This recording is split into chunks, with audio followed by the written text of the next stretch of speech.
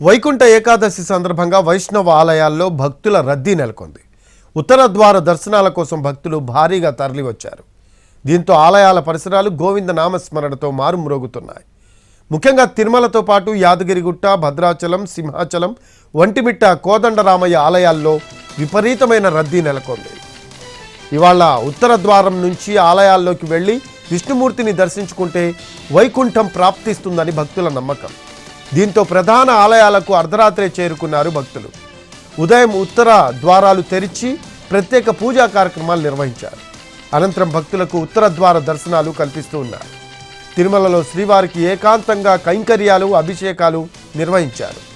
తెల్లవారుజాము 4:30 గంటల నుంచి భక్తులకు దర్శనం కల్పిస్తున్నారు.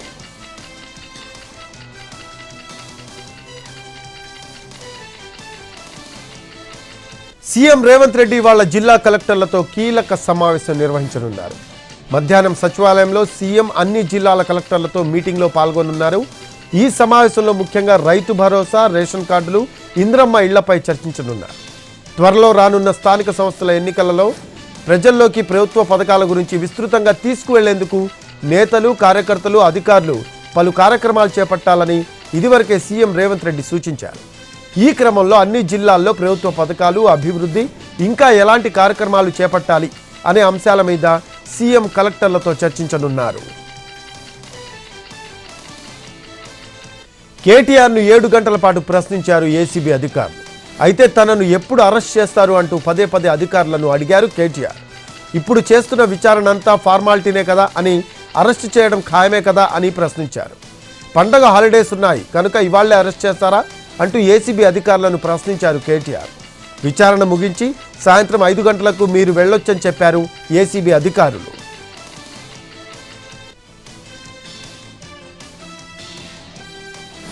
ఫార్ములా ఈ కార్ రేసు కేసులో ఐఏఎస్ అధికారి అరవింద్ కుమార్ను ప్రశ్నించింది ఈడీ. 7 గంటల పాటు ఆయనపై ప్రశ్నల వర్షం కురిపించింది. ఎఫ్ఈఓకు నిధుల బదిలీపై అరవింద్ కుమార్ స్టేట్మెంట్ను కూడా రికార్డ్ చేసింది ఈడీ.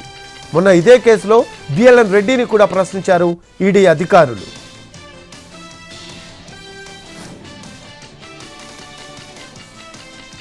తిరుపతి తొక్కిసలాట ఘటనలో సీరియస్ అయ్యారు సీఎం చంద్రబాబు. తొక్కిసలాట ఎందుకు జరిగింది, ఎవరిది నిర్లక్ష్యం అంటూ ఆగ్రహం వ్యక్తం చేశారు ఆయన. తమాషా అనుకున్నారా అంటూ ఎస్పీపై మండిపడ్డారు సీఎం. తొక్కిసలాట ఘటనపై న్యాయ విచారణకు ఆదేశించింది ఏపీ సర్కార్. సంఘటనా స్థలాన్ని స్వయంగా పరిశీలించిన సీఎం చంద్రబాబు నిర్లక్ష్యంగా వ్యవహరించిన అధికారులపై చర్యలు తీసుకోవాల్సిందిగా ఆదేశించారు. దీంతో డీఎస్పీ రమణకుమార్, గోశాల డైరెక్టర్ హరినాథ్ రెడ్డిపై సస్పెన్షన్ వేటు వేశారు ఉన్నతాధికారులు. అలాగే జిల్లా SP Subbarayudu, JEO Gautami, TTD ముఖ్య భద్రతా అధికారి శ్రీధర్ను ట్రాన్స్ఫర్ చేశారు. తిరుపతి స్విమ్స్ ఆసుపత్రికి బాధితులను పరామర్శించేందుకు వెళ్లిన పవన్ సీరియస్ అయ్యారు. పవన్ను చూసేందుకు భారీగా వచ్చిన జనం అరుస్తూ గోల చేశారు. ఇది ఆనందించే సమయమా, ఏడ్చే సమయమా అని పవన్ ప్రశ్నించారు. మరోవైపు జనాన్ని కంట్రోల్ చేయని పోలీసులపై పవన్ సీరియస్ అయ్యారు. స్విమ్స్ గేట్లను మూసివేయకపోవడంతో ఒకరినొకరు తోసుకునే పరిస్థితి వచ్చింది. ఇప్పటికే ఒక ఘటన జరిగినా మీకు బాధ్యత లేదా అంటూ పోలీసులపై పవన్ ఆగ్రహం వ్యక్తం చేశారు. గేట్లు ఎందుకు మూయడం లేదని ప్రశ్నించారు ఆయన. ఉద్దేశపూర్వకంగానే ఇలా చేస్తున్నారా అంటూ మండిపడ్డారు. తిరుమల తొక్కిసలాట ఘటనపై డిప్యూటీ సీఎం పవన్ కళ్యాణ్ క్షమాపణలు చెప్పారు. తాము పూర్తి బాధ్యత వహిస్తామన్నారు ఆయన. భవిష్యత్తులో ఇలాంటివి జరగకుండా చూసుకుంటామన్నారు.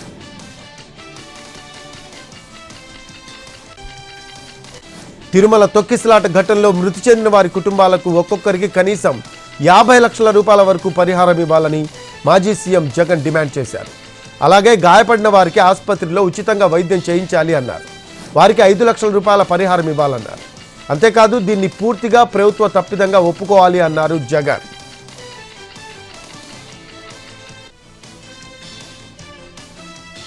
తమది ప్రజా ప్రభుత్వం అన్నారు డిప్యూటీ సీఎం భట్టి విక్రమార్క. అందుకే ఎవరిపై ఎలాంటి కక్ష సాధింపు చర్యలు ఉండవని స్పష్టం చేశారు. విమర్శలు చేసే వారిని పెద్దగా పట్టించుకోవాల్సిన అవసరం లేదు అన్నారు భట్టి విక్రమార్క. వారి మనస్తత్వం అలాంటిది కాబట్టే విమర్శిస్తూనే ఉంటారని తెలిపారు. రైతు భరోసా నిధులు జనవరి 26న విడుదల చేస్తామని చెప్పారు. సాగుకు ఆమోదయోగ్యమైన భూములకు రైతు భరోసా తప్పకుండా అందుతుందని తెలిపారు. సీఎం రేవంత్ రెడ్డికి కేంద్ర మంత్రి బండి సంజయ్ బహిరంగ లేఖ రాశారు. ఆరోగ్యశ్రీ ఫీజు రియంబర్స్మెంట్ బకాయిలను చెల్లించకపోవడాన్ని ఆయన తప్పుబట్టారు. విద్యా వైద్యం విషయంలో కాంగ్రెస్ తీరు కోట్లాది మంది ప్రజలను తీవ్రమైన ఆందోళనకు గురి చేస్తోందన్నారు. ఆరోగ్యశ్రీ పరిమితిని 10 లక్షలకు పెంచుతామని, ఆరోగ్య సేవలను విస్తరిస్తున్నట్లు ప్రకటించారని గుర్తు చేశారు. పెండింగ్ బిల్లులు చెల్లించకపోవడాన్ని ఎలా చూడాలని ప్రశ్నించారు ఆయన. ఏడాది పాలనలో 1000 కోట్ల రూపాయలకు పైగా ఆరోగ్యశ్రీ బకాయిలు పేరుకుపోయాయి అన్నారు. ప్రభుత్వ నిర్లక్ష్యం కారణంగా ఆరోగ్యశ్రీ సేవలు అందక పేదలు అల్లాడిపోతున్నారని అన్నారు బండి సంజయ్.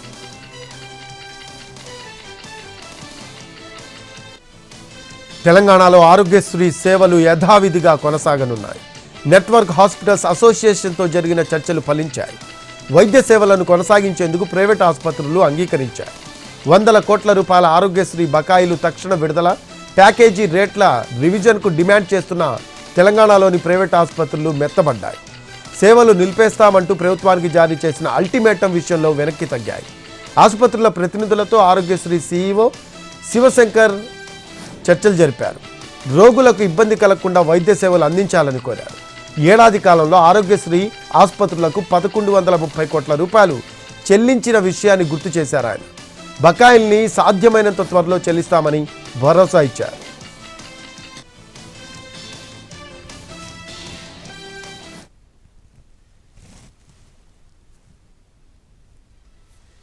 తెలంగాణ సర్కారు కొత్తగా తీసుకువచ్చిన భూభారతి చట్టానికి గవర్నర్ జిష్ణుదేవ్ వర్మ ఆమోదముద్ర వేశారు. రెవెన్యూ సమస్యల కోసం ధరణిని మారుస్తూ ఈ చట్టం తెచ్చింది. దీంతో భూభారతి చట్టం త్వరలోనే అందుబాటులోకి రానుంది. కొత్త చట్టాన్ని త్వరలో అమలు చేస్తామని మంత్రి పొంగులేటి శ్రీనివాసరెడ్డి అన్నారు. తద్వారా ప్రజలకు మెరుగైన రెవెన్యూ సేవలు అందిస్తామని తెలిపారు.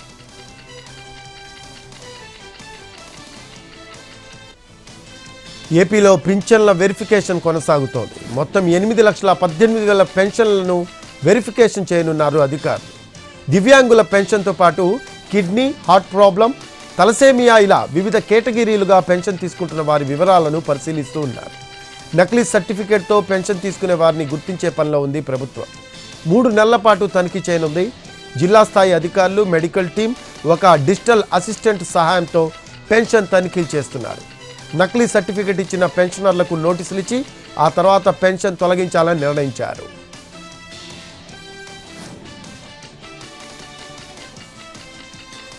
తెలంగాణలో బీర్ల సరఫరా నిలిపివేతపై యునైటెడ్ బ్రూవరీస్ వివరణ ఇచ్చింది. 2019 నుంచి తెలంగాణ బెవరేజెస్ కార్పొరేషన్ ధరలు పెంచలేదని, అయినా నష్టాలు భరిస్తూ బీర్లు సరఫరా చేశామన్నారు. ధరలు సవరించాలని టీజీబీసీఎల్ను అనేక సార్లు కోరామని, అయినా పెంచలేదన్నారు. టీజీబీసీఎల్ నుంచి రావాల్సిన బిల్లుల బకాయిలు కూడా భారంగా మారాయన్నారు. రాష్ట్రంలో పెట్టుబడులకు తక్కువ ధరతో బీర్ల సరఫరాకు కట్టుబడి ఉన్నామని తెలిపింది యూబీఎల్. బీర్ల ధరలో సుమారు 70% ప్రభుత్వ పన్నులే ఉన్నాయని, ధరలు సవరించాలని టీజీబీసీఎల్ను మరోసారి కోరుతున్నామని తెలిపింది యూబీఎల్. టీజీబీసీఎల్ సరైన నిర్ణయం తీసుకుంటుందని ఆశిస్తున్నాము అంది. తెలంగాణలో బెనిఫిట్ షోల టికెట్ ధరల పెంపుపై హైకోర్టు అసంతృప్తి వ్యక్తం చేసింది. లంచ్ మోషన్ పిటిషన్ను విచారించిన ధర్మాసనం దీనికి సంబంధించిన పూర్తి ఆదేశాలను ఇవాళ జారీ చేస్తామని తెలిపింది. మరోవైపు టికెట్ ధరల పెంపునకు సంబంధించి పుష్ప 2 కేసుతో పాటుగా విచారణ చేస్తామని తెలిపింది న్యాయస్థానం.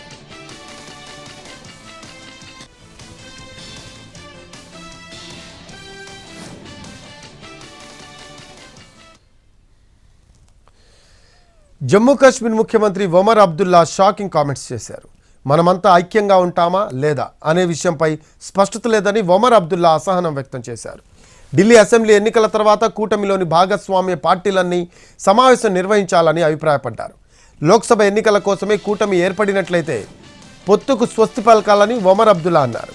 ఇండియా కూటమిని మూసివేయాలన్న ఆయన, అలా కాకుండా అసెంబ్లీ ఎన్నికల్లో కూడా విజయం సాధించాలి అంటే కలిసికట్టుగా పనిచేయాలని ఆప్, కాంగ్రెస్ పార్టీలకు సూచించారు. మధ్యప్రదేశ్లోని భోపాల్ సెంట్రల్ జైల్లో ఓ చైనా డ్రోన్ చక్కర్లు కొట్టింది. ఆండా సెల్గా పిలిచే ఈ జైల్లో భయంకరమైన గూండాలు, ఉగ్రవాదులు ఉంటారు. హై రిస్క్ సెల్ వెలుపల ఓ డ్రోన్ ఉండటాన్ని పెట్రోలింగ్ గార్డ్ గుర్తించారు. అప్రమత్తమైన గార్డ్ పై అధికారులకు సమాచారం ఇచ్చారు. ఆ డ్రోన్ చైనాకు చెందినదిగా ప్రాథమిక విచారణలో వెల్లడైంది. అందులో 2 లెన్స్లు ఉన్నట్లు అధికారులు గుర్తించారు. ఆ డ్రోన్ ఎక్కడి నుంచి వచ్చింది, ఎవరికి చెందినది అనే విషయాన్ని సాంకేతిక నిపుణులు విశ్లేషిస్తున్నారు. భోపాల్ సెంట్రల్ జైలు దేశంలోని అత్యంత ప్రమాదకరమైన జైళ్లలో ఒకటి. ఇందులో వివిధ ఉగ్రవాద సంస్థలకు చెందిన 70 మంది ఉగ్రవాదులు హై సెక్యూరిటీ సెల్లో ఉన్నారు. కాంగ్రెస్ ఎంపీలు రాహుల్ గాంధీ, ప్రియాంక గాంధీ గురించి బీజేపీ ఎంపీ సినీ నటి కంగనా రనౌత్ ఆసక్తికర వ్యాఖ్యలు చేశారు.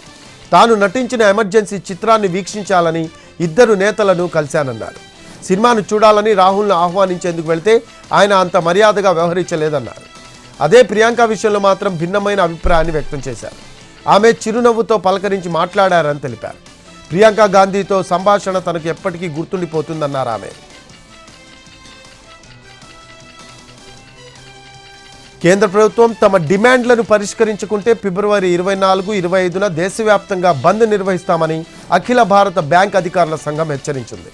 ఆర్థిక సేవల విభాగం జారీ చేసిన తాజా మార్గదర్శకాలను ఉపసంహరించుకోవాలని డిమాండ్ చేసింది. ప్రభుత్వ రంగ బ్యాంకుల్లో ఖాళీలను భర్తీ చేయాలని కోరింది. అవసరమైతే కఠిన కార్యాచరణకు దిగుతామని, ఈ నెలలో బంద్ నోటీస్ ఇచ్చిన తర్వాత ధర్నాలు మొదలవుతాయని వెల్లడించింది. దేశంలో స్వలింగ వివాహాల విషయంలో సుప్రీంకోర్టు తన వైఖరిని మరోసారి కుండబద్దలు కొట్టినట్లు తేల్చేసింది. స్వలింగ వివాహాలకు చట్టపరంగా ఎలాంటి గుర్తింపు ఇవ్వలేము అంటూ గతంలో ఇచ్చిన తీర్పును పునఃసమీక్షించేందుకు నిరాకరించింది. ఈ తీర్పును మళ్లీ క్షుణ్ణంగా పరిశీలించాలి అంటూ దాఖలైన పిటిషన్లను విచారణకు స్వీకరించలేమని అత్యున్నత న్యాయస్థానం స్పష్టం చేసింది.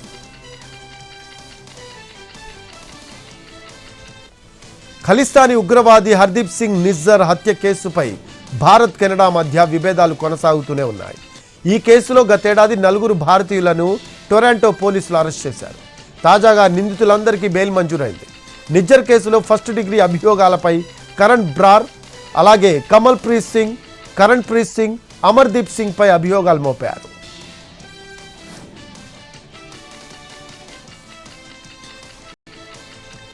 గోప్యతకు అత్యంత ప్రాధాన్యత ఇచ్చే ప్రముఖ మెసేజింగ్ యాప్ టెలిగ్రామ్ నుంచి అమెరికా ప్రభుత్వం డేటాను సేకరించినట్లు తెలుస్తోంది.